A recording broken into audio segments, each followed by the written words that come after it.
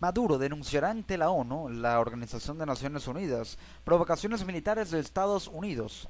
El presidente de Venezuela, Nicolás Maduro, felicitó al gran pueblo patriótico por la jornada de ensayo de movilización electoral y llamó al pueblo a darle un voto castigo consciente a la oposición.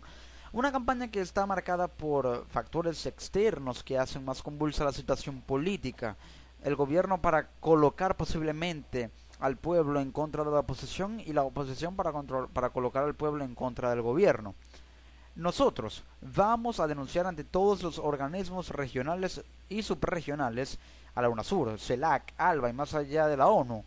más allá también en la ONU, todas estas acciones de provocación nuevas, inusuales y extraordinarias contra Venezuela, enfatizó el jefe de Estado en contacto telefónico con la estatal venezolana de televisión. Y es que Nicolás Maduro anunció este domingo que llevará a instancias internacionales las últimas provocaciones militares de Estados Unidos contra Venezuela. El ministro de Defensa, Vladimir Padrino López, la situación es así. Desde el comando presidencial denunció que una aeronave Dash 8 de la Guardia Costera de Estados Unidos hace 48 horas violó el espacio aéreo venezolano. Es decir, que se detectó en los radares venezolanos del espacio aéreo venezolano un avión estadounidense de la Guardia Costera de ese país. Maduro aseguró que la Fuerza Armada Nacional está a las 24 horas del día cuidando nuestro espacio aéreo, nuestro territorio y la integridad del país. Estoy informado en tiempo real de cada cosa que sucede. Venezuela no es atemorizable y está de pie construyendo su propio modelo político. Nadie debe meterse en eso, recalcó el mandatario nacional al tiempo que dijo esperar de la Mesa de la Unidad una reacción con respecto al tema.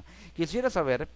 si van a pedir y van a salir a condenar las provocaciones del Comando Sur y del poder militar de Estados Unidos contra la patria venezolana. Es fácil pronosticar que no van a decir nada porque esa gente, es decir, la oposición, no le duele esta patria, dijo Maduro. Agregó: vamos a denunciarlos con mucha fuerza y todo el país debe estar unido alrededor de esta denuncia contra las provocaciones militares de Estados Unidos contra nuestro país. También Maduro habló del voto castigo. El jefe de Estado criticó a la oposición por supuestamente querer llenar de caos al país en los próximos comicios del 6 de diciembre, por lo que llamó al pueblo a darle un voto castigo consciente. No es una casualidad que en medio de una campaña electoral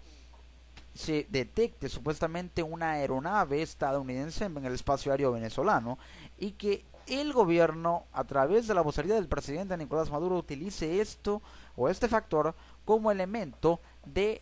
culpabilización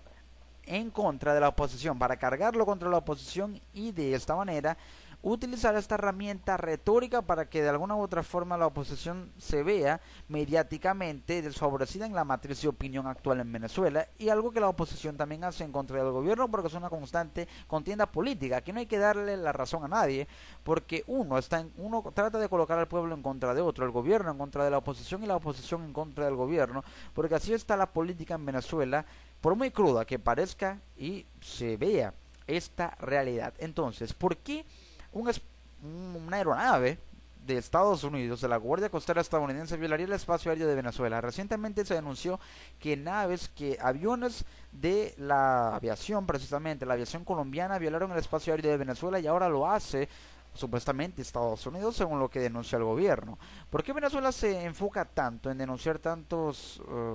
ataques o violaciones a su espacio aéreo en medio de una campaña política cuando no había tanta intensidad por la contienda política actual? No se registraron estas violaciones al espacio aéreo venezolano. Es decir, ¿por qué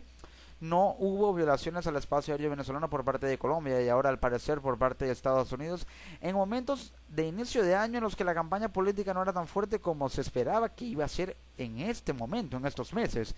Es decir, es un elemento de politización del asunto en el que el gobierno busca aumentar su popularidad a través de ese sentimiento de nacionalismo en contra de todo aquel que entra a la patria para defender la integridad territorial del país. Es necesario tratar de enfocarse en este tipo de temas cuando hay una campaña política que puede decidir el destino político, económico, social, cultural de Venezuela. ¿Es necesario realmente darle mucha importancia a esto? Por una parte sí, porque no puede ser admisible desde el punto de vista del derecho internacional